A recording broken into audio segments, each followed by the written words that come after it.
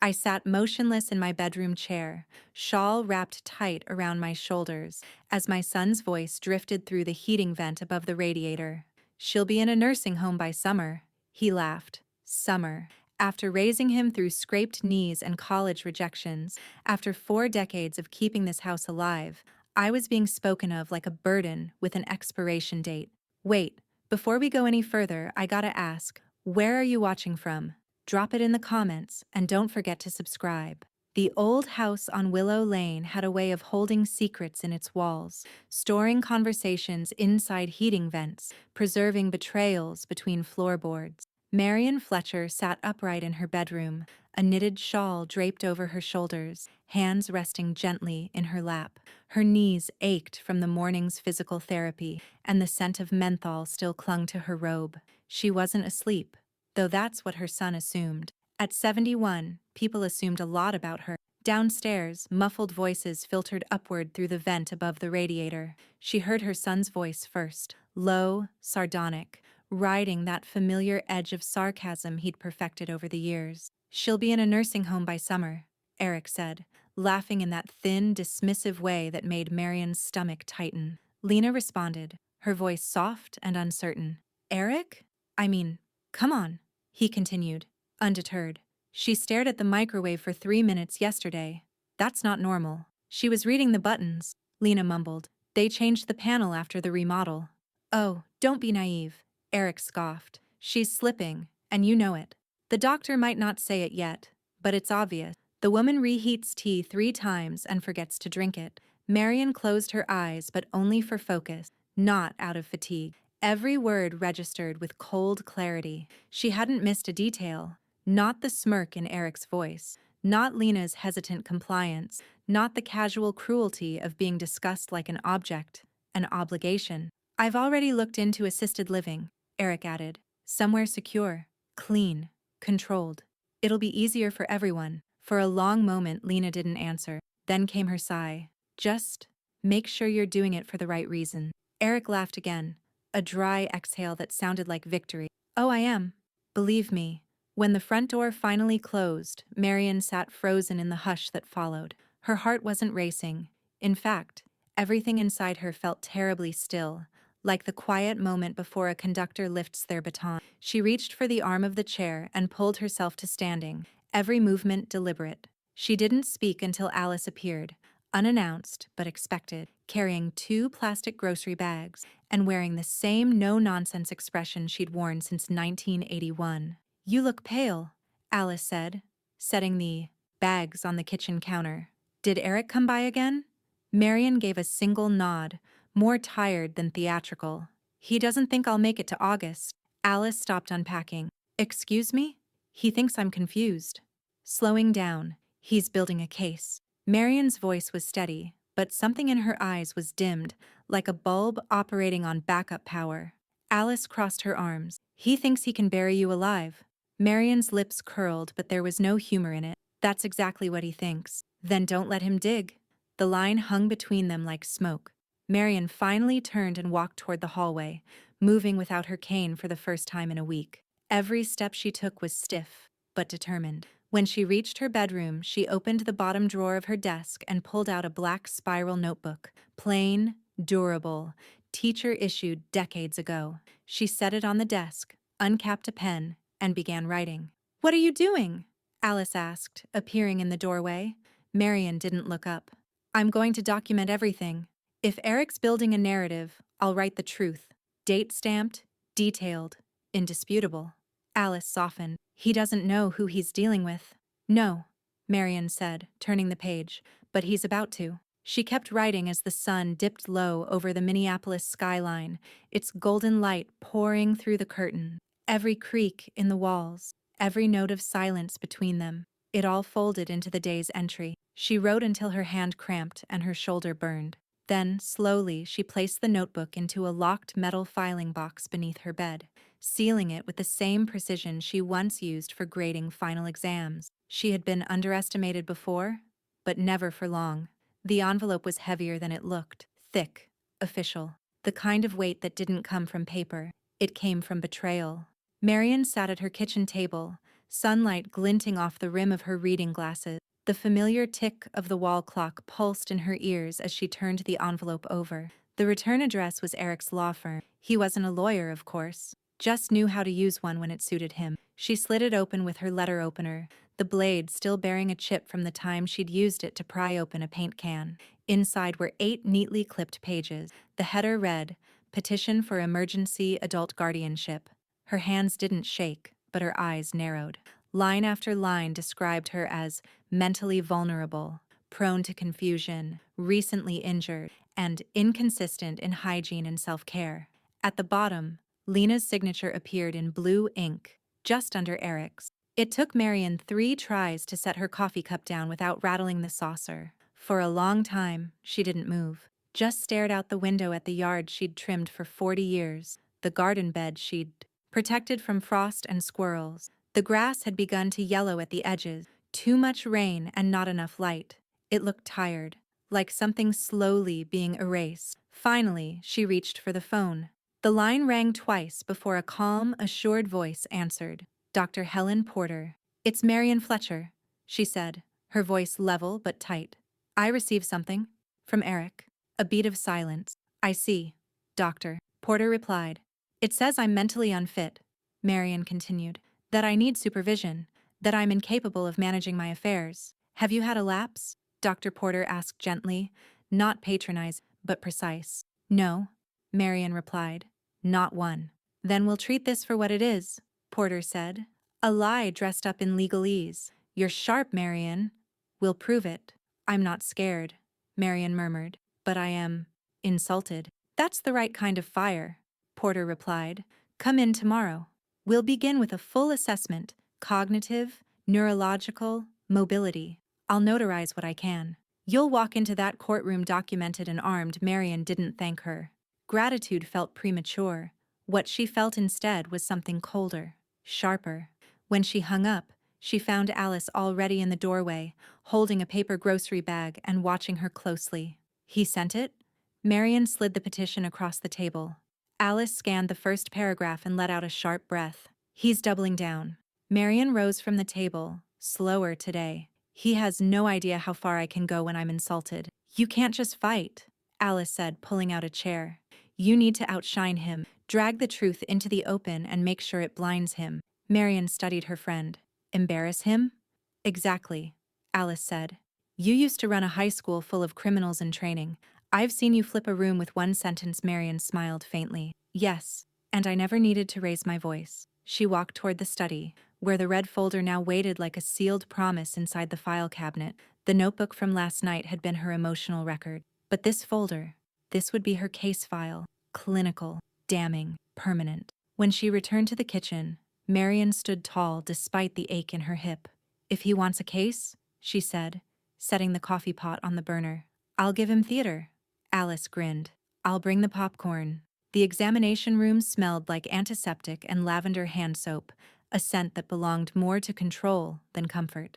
Marian sat on the edge of the padded table, her spine straight, ankles crossed. Her blouse was freshly pressed, and her lipstick subtle but deliberate, barely there, just enough to remind anyone watching that she hadn't come here to fade into the background. Dr. Helen Porter stood at the counter, reviewing a file. No white coat, just a gray knit blazer over a pale blouse, gold pen clipped neatly to her breast pocket. She looked like what she was, someone you couldn't shake with theater. "All right," she said without glancing up. "You ready to be underestimated?" Marian's smile was thin. "I'm used to it." Porter turned and began the cognitive assessment. It started simple. Repeat these 5 words, then count backwards from 100 by 7. Name the past 3 presidents. Describe a route from your home to the grocery store. Marian answered calmly, without hesitation. The syllables came sharp and clear, each one like a rebuttal, polite but unflinching.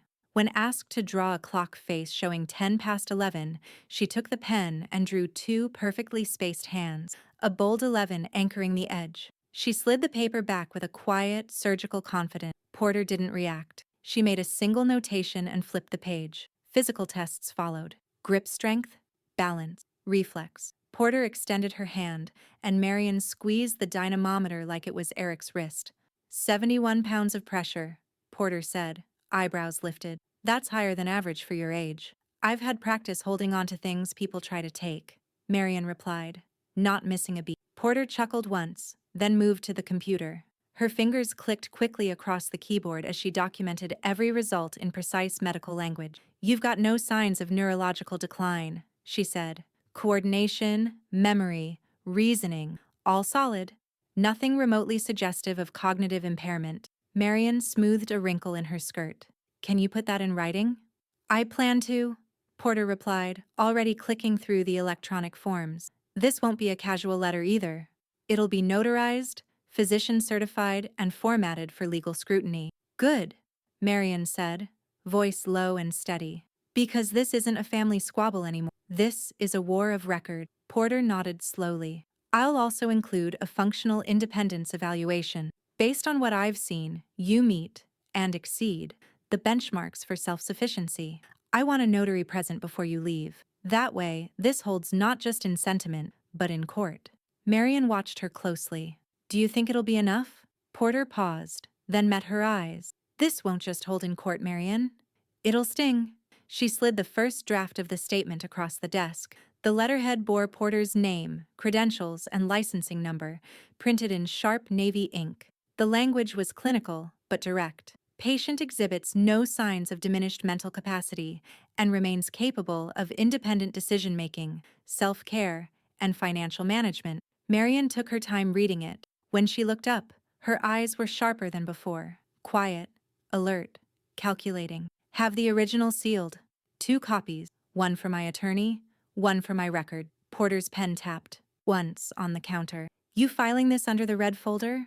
Marion gave her a look. Where else would it go? By the time Marion stepped out into the waiting room, the document was sealed in a crisp envelope, notarized, signed, and embossed with the clinic's stamp. She walked out past the glass front doors into the crisp autumn air, her handbag heavier with truth than accusation. Back home, the sun had slipped behind clouds, casting the living room in cool, gray light. She opened the filing cabinet, pulled out the red folder, and added the envelope carefully, indexing it with a yellow tab marked Porter. Outside, a crow landed on the telephone wire and let out a dry, jagged caw. Marion didn't flinch. She sat down at her desk and opened her journal. Entry number 2. He's playing chess with a child's checker set. He doesn't realize I taught this game. The table was set with linen napkins and polished silverware, the kind Marion only saw brought out when Eric was trying to impress someone. The dining room lights were dimmed just enough to flatter the room, but not so low that anyone could hide. Candles flickered at the center, glowing over a store-bought roast chicken Eric had arranged on his mother's old ceramic platter. Looks good, doesn't it? Eric said as he pulled out Marion's chair for her, all theatrical warmth. I figured we could all catch up. Marion offered a slight smile and lowered herself carefully into the seat. Her knee still ached from the earlier evaluation with Dr. Porter, but she masked it behind posture. Across the table, Lena busied herself pouring wine, her hands moving too quickly, like she was trying to keep herself useful and invisible at the same time. I'm glad you felt up to coming, Eric added as he sat across from her. How have you been feeling? Any disorientation? Fatigue? I feel clear, Marion said flatly, unfolding her napkin. Sharper than ever, in fact. Lena cleared her throat and passed the breadbasket without meeting Marion's eyes. Eric gave his wife a quick glance, then turned back with an exaggerated chuckle. Well, that's great. That's what we want, right? He carved into the chicken. Still, it's a lot to manage on your own. The house, appointments, the yard. It's okay to need help sometime. I manage what's mine, Marion said. Always have. There was an awkward pause. The only sound was the soft hum of the dishwasher in the next room and the clink of silverware against porcelain. Eric leaned forward slightly. We've just been thinking about long-term comfort, that's all. You know, better care. Maybe something more structured. Lena found a place out by Adina. Clean, quiet, great staff. Wouldn't feel like a facility at all? Marion turned her head and looked at him slowly, the way one might glance at a stranger speaking out of turn at a funeral. I already have a care facility, she said. It's called my home. The words landed like dropped glass. Lena set her wine glass down too hard, and a small splash hit the tablecloth. She reached for a napkin without a word. Eric smiled, but the corners of his mouth twitched. No one's forcing anything. We just want you to be safe. I'm safe when I'm not being lied about, Marian replied, her tone even.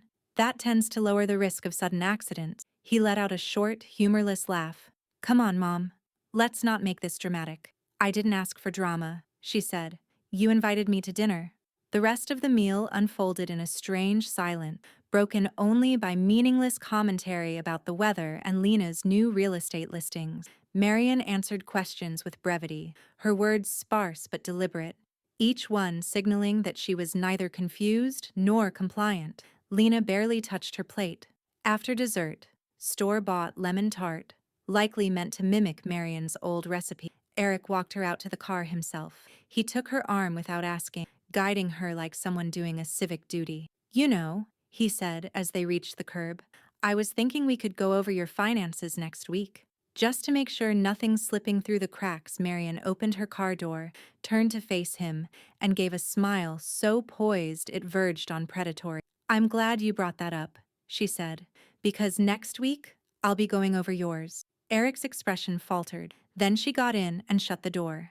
The air outside was crisp and quiet the next morning, sunlight glinting across the frost-laced edge of the lawn. Inside Marian's home, the atmosphere was different, dense, deliberate.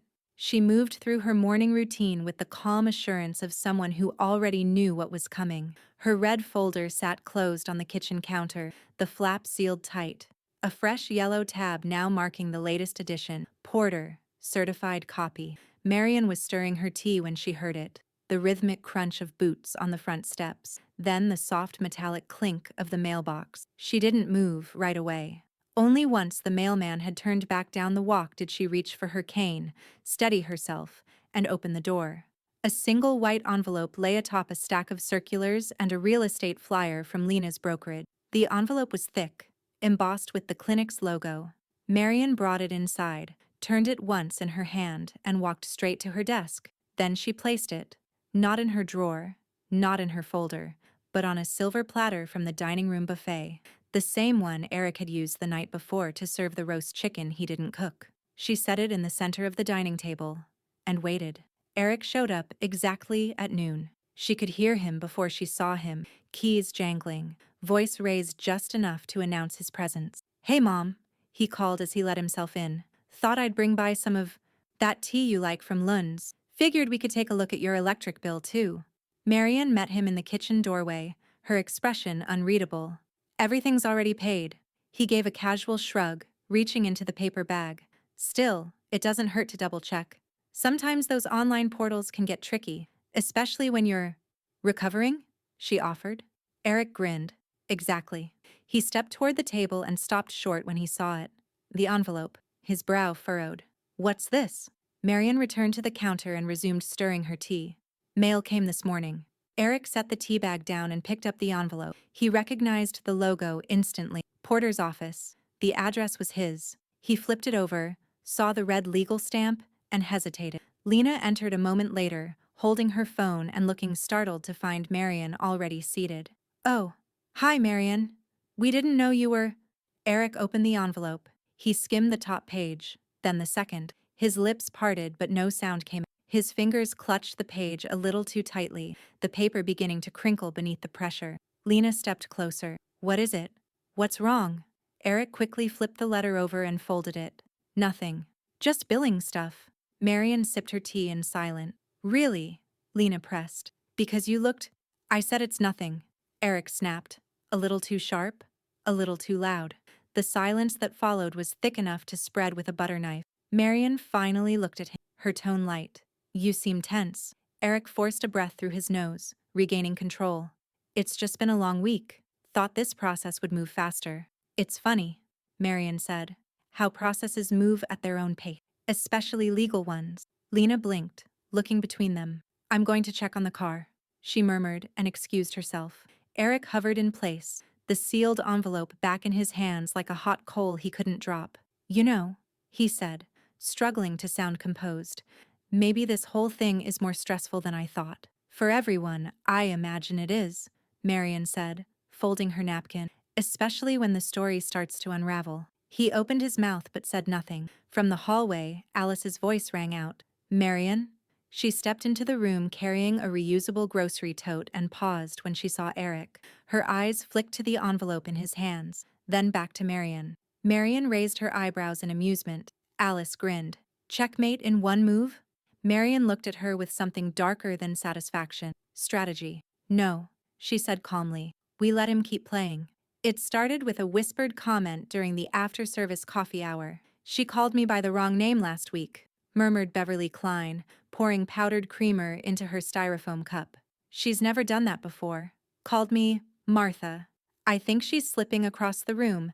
Eric stood near the bulletin board, arms crossed, nodding solemnly as if absorbing unfortunate news he had nothing to do with. She's still recovering, he said, pitching his voice just loud enough to carry. But, yeah, lately we've been a little concerned. It's the memory stuff that's hardest to admit. You know? He spoke with the same performance polish he used at work. A careful blend of gravity and sympathy. Not slander, just doubt, sprinkled like salt on a wound. He let it linger in the air, then stepped back, to let it spread on its own. Alice heard it all while pretending to browse the bake sale table. She watched Eric leave without taking a brownie, his exit perfectly timed. By the time she got to Marion's car that afternoon, her jaw was tight enough to grind enamel. He's talking about you, Alice said without greeting. At church. In front of everyone, Marion didn't look up from her knitting. The yarn unwound steadily in her lap, each stitch as measured as a lawyer's footnote. Let me guess. He's worried about my memory. He said you called Beverly Martha. I did, Marion said. Because Beverly called me Miriam, I figured we were trading errors. Alice let out a breath, equal parts exasperation and admiration. You need to shut it down. Marion finally looked up. No, I need him to keep talking. The louder he lies, the harder he'll fall. Alice blinked, then sank into the armchair. You're letting him hang himself with his own rope. Marion gave the slightest smile. And I'm braiding the rope myself. The next morning, Doctor. Porter called. I've been thinking, she said. You're competent, but proving capacity on paper only goes so far. What if we show it in motion? Go on, Marion said. Community service hours, something public, educational, voluntary. Marion considered this. Not a food drive. No, Porter said. Mentorship. I have a colleague who runs a tutoring program for teens prepping for the SAT. You'd be perfect. 2 days later, Marion stood in the basement classroom of the North Hennepin Library, whiteboard marker in hand, explaining analogies to a room of 4 high school students who looked half asleep and twice as skeptical. You're saying ambiguous means unclear, right? One of them asked. Yes, Marion replied, but not just unclear. It's deliberately unclear. There's intention behind it. One of the girls, Tiana, raised an eyebrow. Like when adults say they're fine, but they're definitely not. Marion smiled. Exactly. By the end of the session, the students were laughing. One of them asked if she'd be back next week. Marion said yes. Tiana asked to take a photo for their program's Instagram page. Marion didn't flinch. She posed in front of the whiteboard, dry erase marker still in hand, half smile on her lips. When the shutter clicked, she felt something she hadn't in weeks, visible in the right way. By Sunday, the post was online. Former educator Marion F. showing our SAT prep crew how it's done. Mentorship matters. Alice printed it and brought it over, waving the paper like a flag. Looks like evidence to me. Marion took the page carefully, folded it once, and slid it into her red folder. Every rumor, she said, will be my receipt. The knock on the door was light, too light to be Eric's. Marion looked up from her desk, setting down the pen mid-sentence. Through the front window, she could already see the shape. Slender frame, arms crossed tight over a camel coat, shifting from foot to foot like a child called to the principal's office. Lena. Marion opened the door slowly. Lena, you're alone. Lena managed a nod, her eyes flicking around the porch like someone expecting to be followed. I don't want to intrude, she said, stepping inside when Marion gave the smallest motion to enter. I thought we could talk for a minute. Just us? Marion closed the door behind her and led her toward the kitchen without a word. The kettle was already warm from earlier. She moved with quiet grace, every gesture deliberate, restrained, not welcoming, but not rejecting either. Tea? She asked. Yes, please, Lena said, lowering herself into the chair by the window. They sat in near silence as the kettle began to hiss. Marian poured 2 cups, slid one across the table, then settled into the seat opposite. Her fingers wrapped around the ceramic rim as if drawing calm from the heat. Lena cleared her throat. Then again. Eric's not here because he doesn't know I came. Marian arched an eyebrow but said nothing. I didn't know how far it had gone until yesterday, Lena said, voice hushed. He's moving fast now. Really fast. I noticed, Marian said, sipping. The rumors, the petitions. It's been a busy month for him. Lena winced. He says it's for your safety. That's his favorite lie, Marian replied. There was a long pause. Lena looked down at the rim of her teacup, then back up. He met with a realtor, she said finally. Last week. Off-market listing. He told them the house would be vacant by mid-January. Marian didn't blink. That's interesting, considering the current occupant has no intention of leaving. I know, Lena said quickly. I know how it sounds. I didn't even realize what he was planning until I saw the paperwork on his desk. He thinks if the guardianship goes through, he'll have control over everything. Assets, sale price, terms. He's already talking about renovating. Said the neighborhood's hot again. The words landed like stone, heavy, measured. Marian reached for a pad on the counter, flipped to a clean page and wrote down the date.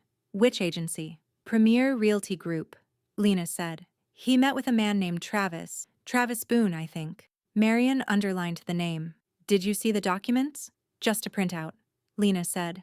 But the meeting was real. He's moving like it's already his. The room went still. Outside, wind pushed against the windows in short, uneven bursts. Somewhere down the block, a leaf blower sputtered to life. Inside, only the soft tick of the stove clock filled the space between them. Marian finally looked up. You realize withholding this information makes you complicit. Lena paled. I didn't know. But now, you do, Marian said. And now, I'll decide what to do with you. The words weren't cruel, just factual.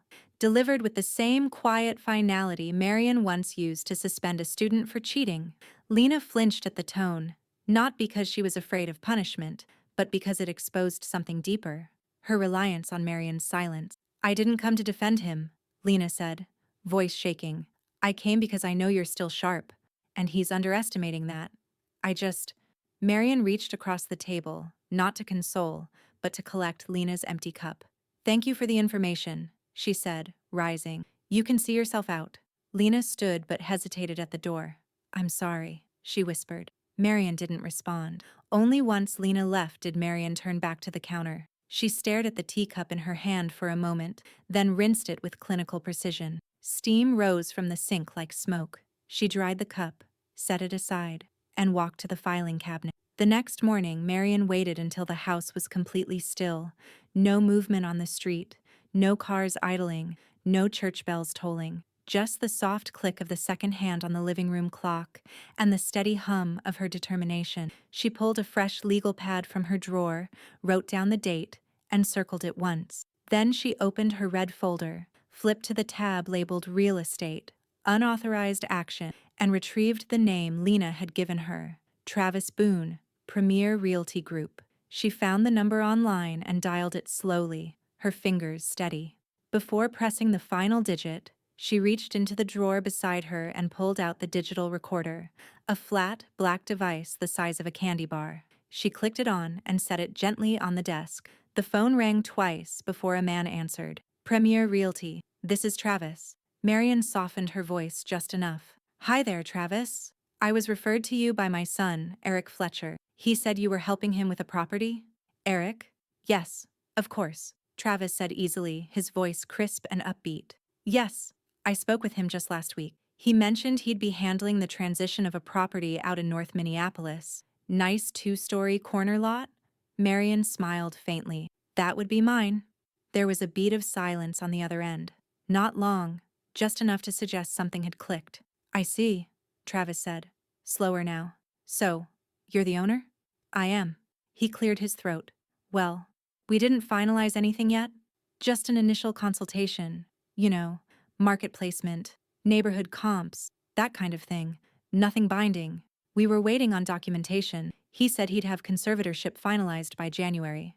Marion leaned back in her chair. Did he now? I'm sorry, Travis said quickly. I assumed everything was above board. He spoke with confidence. He usually does, Marion replied. Thank you for confirming. Is there anything you'd like me to do with the file? She picked up a pen and underlined Travis's name on the notepad. Not just yet, she said. But if anyone contacts you asking to relist or push through a sale, have them do it in writing. Travis exhaled. Understood. She ended the call, clicked off the recorder, and reached for her phone again. This time, she scrolled until she found David Ross, attorney at law. His contact card glowed blue under her thumb. He answered on the second ring. Marion, you don't usually call this early. I thought you'd want to hear something before it disappears. She hit play on the recorder and held the phone to the speaker. When the recording ended, David didn't speak for a moment. That's fraud, he said finally. Premeditated, documentable, and traceable. I thought you'd say that. You want me to contact the realtor? Not yet, Marion said. Let him keep digging. David gave a short laugh. You're surgical. Just consistent. She emailed him the recording file and included a PDF of her written notes from the call, scanned and labeled. Once sent, she opened the red folder again, slid in the realtor's business card, carefully annotated, and added a new yellow tab. Boone. Voice record. 11/17. That afternoon, Alice came by with 2 bags of groceries and a fire in her eyes. I hope you're not about to tell me you let him list the house. I spoke to the realtor directly, Marion said, lifting a gallon of milk from the bag. I didn't let him list it. I let him confess. Alice paused, grinning. We'll bury him with his own shovels. Marion closed the refrigerator and looked at her friend. No, she said. He'll bury himself. I'm just laying out the map. Marion Fletcher had been in plenty of courtrooms before. Disciplinary hearings, school board meetings, city zoning dispute, but never quite like this. The kind with polished mahogany trim, a flag in every corner, and microphones that made every whisper feel like a confession. She sat at the petitioner's table beside David Ross, her attorney, spine straight, hands folded, the red folder resting at her feet like a sealed vault. Across the aisle, Eric sat with a different kind of posture, relaxed, overconfident, his suit too new, his tie too tight. Lena was beside him, legs crossed, eyes lowered, her silence louder than his smirk. At the bench, Judge Raymond Cole adjusted his glasses and cleared his throat. In his early 60s, built like an aging linebacker with little patience for theatrics, he glanced at the case file in front of him before speaking. Case number 42-8053. Petition for adult guardianship. Mr. Fletcher, you're seeking full custodial authority over your mother? Eric stood. Yes, Your Honor. And your claim is based on what? Exactly? Eric's voice shifted into that careful cadence he used at church socials and real estate mixers. Well, after my mother's fall earlier this year, we began noticing patterns: slower cognitive recall, memory lapses, a tendency to confuse simple tasks. We're concerned for her safety and for the security of her financial affairs. Judge Cole didn't blink. Do you have medical documentation of any formal diagnosis? Eric hesitated. Not yet, no. But we've observed. That's not the same as evidence, the judge interrupted. Observation is opinion. This court deals in documentation. David Ross rose smoothly. May I respond, Your Honor? Proceed. David handed a stapled packet to the clerk, who passed it up to the bench. This is a notarized letter from Dr. Helen Porter, my client's physician of record. It includes results from a recent cognitive and functional evaluation. Judge Cole began flipping through the pages, reading silently. His brow lifted at one line. Test scores well within normal range. No evidence of cognitive decline. Independent mobility. Financial comprehension intact. Marion remained still, her gaze fixed forward. David continued. Dr. Porter is here to testify, should the court wish to hear directly. Judge Cole looked up. Bring her in. Helen Porter entered calmly, portfolio in hand, no white coat, no theatric. She swore in without hesitation and answered every question with the precision of someone who had testified before and wasn't interested in flattery. Mrs. Fletcher shows no signs of early dementia, memory loss, or impaired executive function, Porter said. Her response time, spatial reasoning, and verbal memory are well above the median for her age. She also volunteers as an SAT prep tutor, successfully, I might add. Judge Cole nodded. And you notarized this evaluation yourself? I did. The judge turned back to Eric. Mr. Fletcher? Anything to rebut this testimony? Eric stood again, slower this time. We've just seen changes. That's all. Judge Cole raised an eyebrow. Such as? Eric's eyes flicked to Lena, who stared straight ahead. She forgets appointments, misplaces things, called someone by the wrong name at church. Judge Cole didn't move. I once called my wife Edna. Her name is Ruth. You think I need a guardian? A chuckle rippled faintly through the room. Eric flushed. David leaned in toward Marianne, whispering just loud enough. Now. She bent down, retrieved the red folder, and passed up a second sealed envelope to the clerk. This one labeled, Unauthorized Property Sale. Preliminary Evidence. Judge Cole opened it, scanning the typed transcript of the phone call with Realtor Travis Boone. He read silently, then slowly looked up. You attempted to list your mother's home for sale prior to any legal authority? Eric stammered. I was just exploring options. There was no contract signed. You told the realtor you'd have conservatorship finalized by January. He misunderstood. Judge Cole closed the folder. I'm ordering a full financial disclosure. All banking activity, credit statements, property assessments, yours and hers, for the last 6 months. If I see one unauthorized withdrawal, this petition becomes a criminal matter. Understood? Eric's mouth opened, then closed. Yes, Your Honor, David said smoothly. Judge Cole looked at Marian, then back at Eric. This court reconvenes in 2 weeks. Dismissed. The courtroom was colder this time. Not by temperature, but by tone. The fluorescent lights seemed harsher, the wooden benches more unforgiving. Marian sat in the same place she had 2 weeks earlier, the red folder beside her feet. One new tab added since. Bank record. Unauthorized access. Eric arrived 5 minutes late.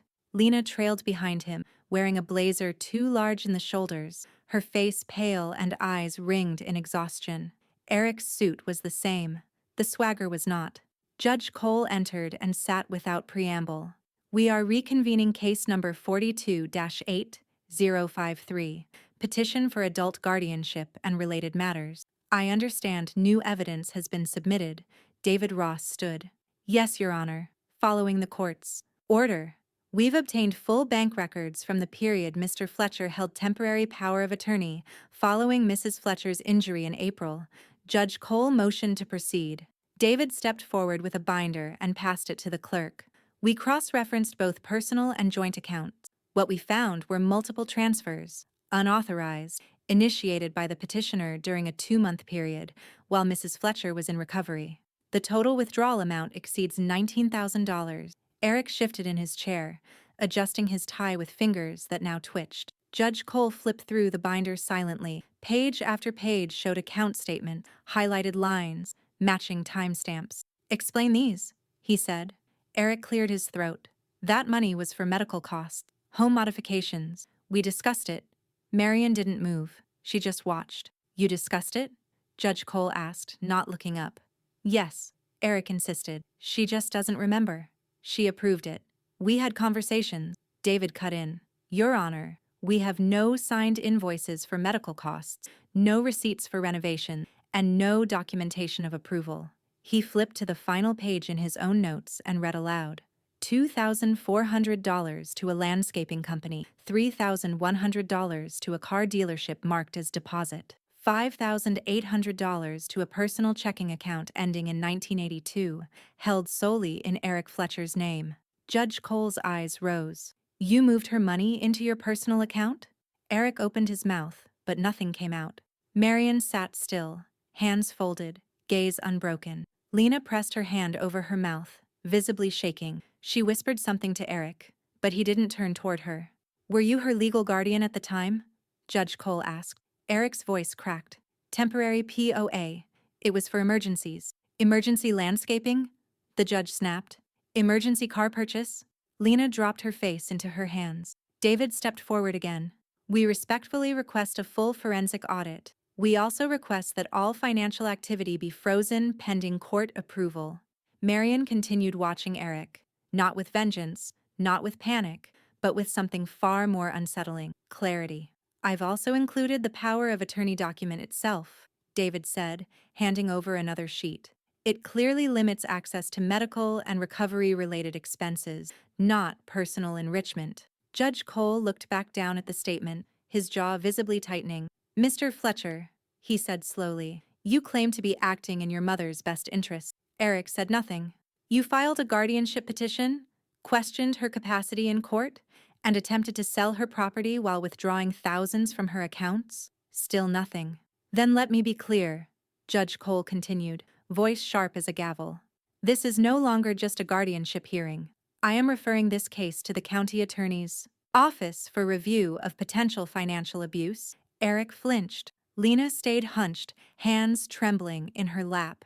David turned to Marion, nodding once. Marion stood, her movements graceful, precise. She reached into the red folder, pulled out a final sheet, and passed it to the bailiff. Just a summary of her known assets, David explained, to assist the audit. Judge Cole accepted it, still glaring at Eric. The room was silent for a long beat. Then Marion finally spoke. Her voice was calm, crisp, measured like a closing argument. You said I'd be in a nursing home by January, she said, her eyes on Eric. Looks like you'll be in court instead. The courthouse steps were flanked by gray stone columns, rows of brick, and the sharp scent of early winter on the wind. Marion emerged first, her steps slow but sure. The red folder tucked under one arm like a final statement she hadn't needed to read aloud. David walked beside her, flanking her like a bodyguard with a briefcase instead of a baton. Behind them, Lena drifted quietly, her arms crossed, her chin low. And just beyond the line of officers by the entrance, the media had gathered. Local, small market reporters with cameras hoisted and mics extended. Marion kept walking, but Eric, he didn't. The heavy courthouse door swung open behind them with a sharp echo, and Eric stormed down the steps two at a time, his coat flaring like a cape, his jaw clenched tight enough to crack teeth. You humiliated me, he hissed, voice low but barreling. Marion didn't stop. You set me up. You planned this. Recordings, doctors, audits, like some kind of damn spy game? David's hand hovered near Marion's elbow, instinctively ready. Eric moved closer. You're not some martyr, Mom. You're bitter, controlling. That's all this is. Still, Marion walked. The calm in her face didn't shift, not even as Eric's voice rose with each step. Do you have any idea what you've done to my career? What you've done to Lena? You're tearing this family apart. That was when Alice stepped in, almost from nowhere, cutting through the crowd with her windbreaker half-zipped and her camera phone already in hand. Careful, Eric, she said, not raising her voice. You're being filmed, and not just by me. She turned her head. 3 news cameras were already angled in their direction. Eric hesitated, his face flickering between rage and recognition, but the leash on his temper had already snapped. You think you're winning, Mom? You're not, he barked. You just embarrassed your own family in front of an entire courtroom. You don't even see it, do you? You're old and you're alone. Marion stopped. She turned slowly, not fast enough to suggest provocation, not slow enough to seem frail. She looked at him like a teacher looks at a student who just blurted out the wrong answer in front of the whole class, and she said nothing. The silence twisted around Eric like a noose. The cameras kept rolling. The mic booms leaned in. Alice didn't move. Marion looked at him once more, then turned back toward the sidewalk. Eric shouted after her, "This isn't over!" But the only reply was the clicking of her heels against concrete, fading under the hum of traffic and the hiss of wind. By evening, the footage had spread. It wasn't a lead story, but it didn't need to be. A 2-minute clip aired on the local news. Guardianship battle erupts outside Hennepin County Courthouse. It showed Eric, red-faced, voice cracking, yelling over his mother's silence. It showed Marion walking away like she was done with the conversation, and maybe him. Social media picked it up within hours. Comments piled under the station's Facebook post. That woman has more grace than he'll ever understand. He looks unhinged. She raised him? Yikes. Someone give that lady a medal. And a restraining order. Alice read the comments out loud to Marion the next morning over coffee, giddy with each one. Marion listened without reaction, but her lips twitched once at the corner. Then she reached for her folder and pulled out a new divider tab. Media perception. Shift. Underneath, she clipped a printed screenshot of the top headline. Beneath it, she wrote in pen, "Public opinion, reclassified." The voicemail was short, clipped, left by a man who sounded more annoyed than concerned. "Miss Fletcher? This is Anthony Blaylock. You don't know me, but your son tried to sell me a vehicle under your name. A 2009 Subaru Outback. Said he had power of attorney, but when I asked to see the title, he said it was being processed through probate. I checked the VIN. Title's still in your name. If you didn't authorize this, you should probably know." Marion ended the message and stared at the phone. The kitchen was silent except for the kettle boiling. She turned it off before it could whistle.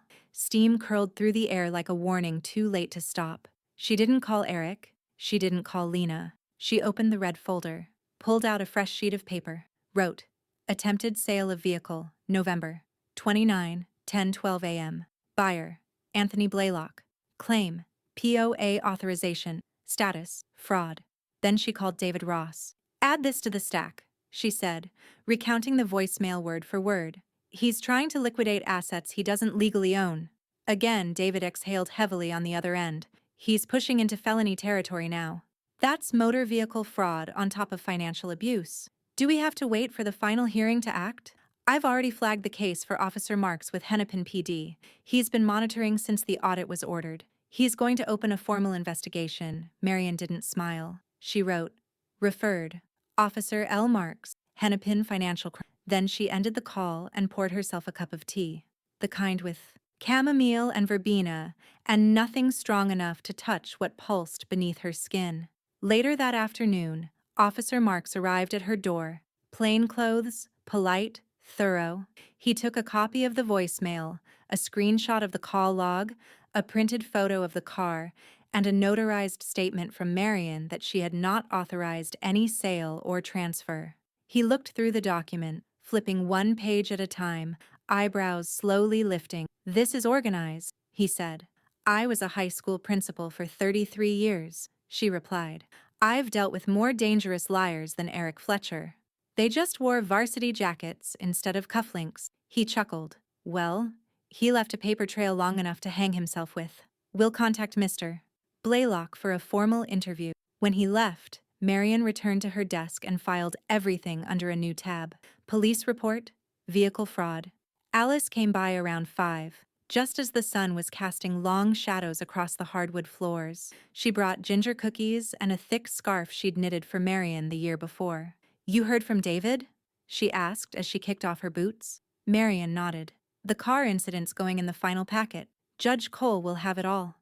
Alice poured them both tea and sat across from her. "You're not alone in this war, you know." Marion looked up. "I haven't felt alone." "Good," Alice said. "Because if I'd raised that boy, he'd be wearing a helmet and sweeping grocery store floors." Marion smiled, the kind that didn't reach her eyes but carried weight all the same. "I've taught boys like Eric," she said. "The ones who can't imagine the consequences will ever reach them. They mistake delay for mercy." They sat in silence, the warmth of the tea and the winter sun wrapping around them like armor. Eventually, Alice rose to leave, patting Marion's shoulder. "The verdict's close. Rest while you can." "I don't need rest," Marion said softly. "I need closure."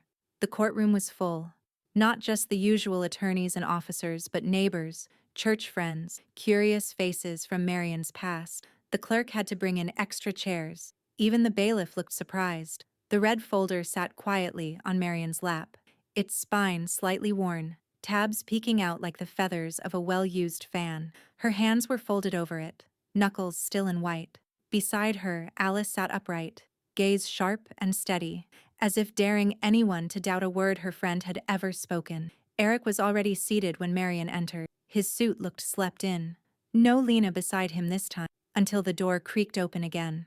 Lena entered from the side hall, alone, her coat folded over her arm, a small folder clutched in her hand. She crossed to the witness gallery and sat without looking at her husband. Eric's jaw twitched, just once. Judge Cole entered and everyone rose. He didn't waste a moment. "We reconvene on Petition 42-8053. Mr. Fletcher seeking guardianship of Marion Fletcher. I have reviewed the medical evaluations, financial records, law enforcement reports, and all submitted testimony. I will now issue my decision. Eric straightened slightly, as if somehow the weight of the documents meant nothing if he just sat tall enough. Judge Cole turned to Marion first. Mrs. Fletcher, this court finds you fully capable of managing your own legal, financial, and personal affairs. You have provided substantial evidence of your cognitive clarity, organizational diligence, and capacity for self-care. Your evaluations, volunteer work, and personal documentation leave no room for misinterpretation. Marion said nothing, just bowed her head once, dignified, not relieved, not triumphant, certain. Therefore, Judge Cole continued, the petition for guardianship is denied with prejudice. A few murmurs spread across the courtroom. A woman near the back clapped once before her friend grabbed her hand. Judge Cole's voice cut through the rustling. Furthermore, due to verified evidence of misused power of attorney, attempted real estate and vehicle fraud, and unauthorized financial transfers, the court is referring Mr. Eric Fletcher to the Hennepin County Attorney's Office for criminal investigation into financial exploitation of a vulnerable adult. Eric's face drained of all color. Judge Cole turned a page in his notes, then looked up again. In light of the new motion filed this morning, I will also permit brief testimony from Mrs. Lena Fletcher. Eric turned sharply. What? Lena stood slowly. Her hands shook, but her spine held. She carried her folder to the clerk's table and was sworn in with barely a whisper. Then she looked straight at the judge, not at her husband. I was aware of parts of what Eric was doing. At first, I believed he was helping. I realize now I was wrong. I've submitted screen captures, emails, and documents showing that he acted independently without Marion's consent, and lied to both me and his realtor about his authority. Eric shot to his feet. Your Honor, she's only doing this because— Sit down, Cole barked, slamming the gavel once. Lena didn't flinch. I have also filed for legal separation, effective today. The silence in the courtroom was absolute. Eric's mouth moved but no sound followed. Marion exhaled for the first time in weeks, a real breath, one that reached her ribs. Judge Cole looked around the room. There will be no further discussion until charges are reviewed by the county attorney. Court is adjourned. The gavel hit the block. Alice leaned over and squeezed Marion's hand, her grip strong. It's over. Marion nodded, her face unreadable. Not stone, but steel. Eric stumbled backward, his hands clutching at the folder he hadn't opened all morning. His smirk was gone, his eyes vacant. He looked at Lena, then away. Looked at the judge's bench, then down. He had nowhere left to look. As Marion rose to leave, she paused at the door. A reporter stepped into her path, microphone raised. Mrs. Fletcher, any comment now that the case is closed? She looked at the mic, then into the camera lens behind it. Let the record speak for itself, she said, and walked out, red folder in hand, coat unbuttoned, the wind cold, but no longer biting. The headline ran in black serif across the top of page B, one of the Hennepin County Herald, just beneath a photo of the courthouse steps and a grainy still of Marion mid-stride, red folder tucked under her arm. Mother outsmarts son in guardianship fraud. Educator's case sparks legal review of elder abuse loopholes. Marion didn't read the article. She didn't need to. She had lived every paragraph. Still, Alice clipped it out, laminated it, and stuck it with a magnet to the side of Marion's fridge, right next to a decades-old photograph of Marion with her late husband at Lake Harriet and a grocery list written in pencil. Just in case you ever forget who you are, Alice said, patting the magnet into place, or who he tried to turn you into. That afternoon, Marion made soup from scratch and played Chopin on her old stereo.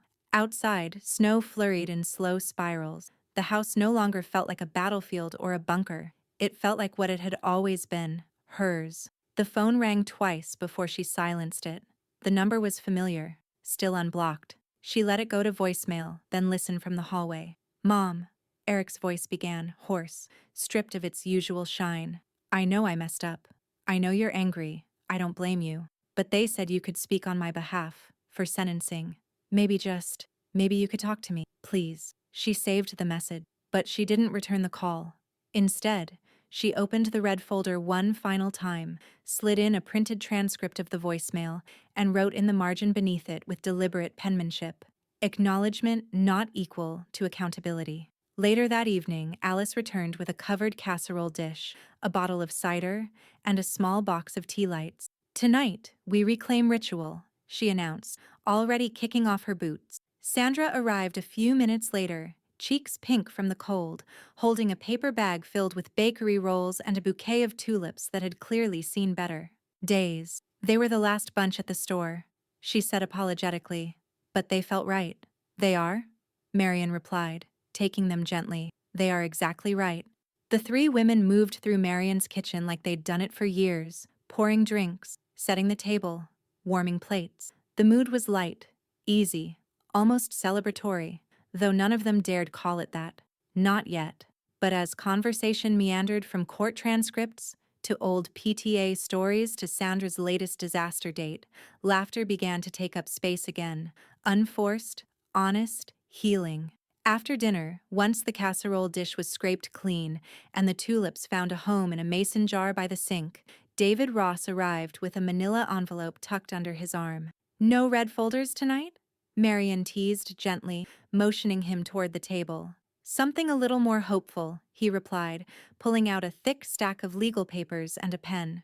"Updated will, scholarship fund documentation, and a final addendum for your signature." She signed each page carefully, her reading glasses sliding halfway down her nose. When she reached the last document, she paused for a moment, just long enough to draw a steady breath, and then signed it too. "You've officially established the Marian Fletcher Future Educators Fund," David said, handing her a copy. "Annual award. Renewable. Priority given to students raised by single parents. And to those who've been told they can't," Marian added softly. Sandra blinked away sudden tears, and Alice reached over to squeeze her friend's hand.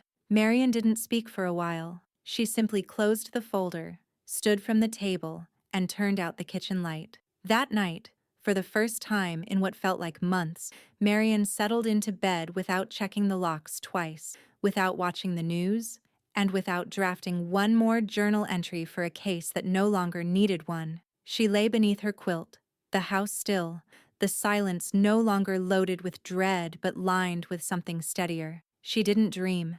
She didn't toss or turn. She simply slept, shoulders relaxed, breath even, as if every ledger had been balanced and every lie finally answered. The podium was simple, wooden, worn at the corners, its surface scuffed from years of note cards and nervous fingertips. Marian adjusted the microphone with a quiet confidence that didn't need clearing throats or practiced opening. The ballroom was full, but no one stirred.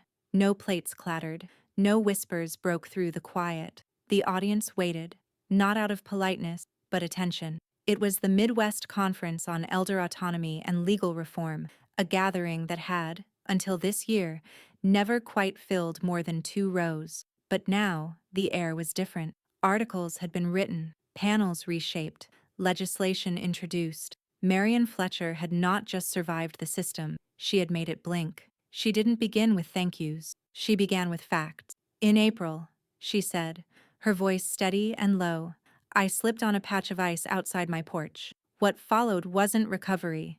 It was a campaign to erase my independence, one polite legal form at a time." A few people nodded, those who had lived something similar. A man near the back wiped his glasses. "My son filed for guardianship," Marian continued, "not because I'd lost my mind, but because he assumed no one would ask if I still had it." A murmur passed, soft but electric. She did not read from notes. She spoke plainly, about temporary power of attorney, about bank accounts, about the way conversations could be twisted into documentation if the right people weren't paying attention. She didn't use jargon. She didn't quote law. She simply walked the room through her own personal war, paper cut by paper, until she arrived at the first moment she said no out loud. "When I started keeping records," she said, lifting the red folder gently from the table beside her, "I wasn't documenting for court. I was documenting for memory, for reality, for proof." There was a pause. She held the folder in both hands. "This folder has been called paranoid, excessive, even dramatic." The audience waited. "I call it survival." Applause didn't erupt. It built, slowly, gradually, the way cold hands remember how to clap after being held still too long. And when it did arrive, it stayed.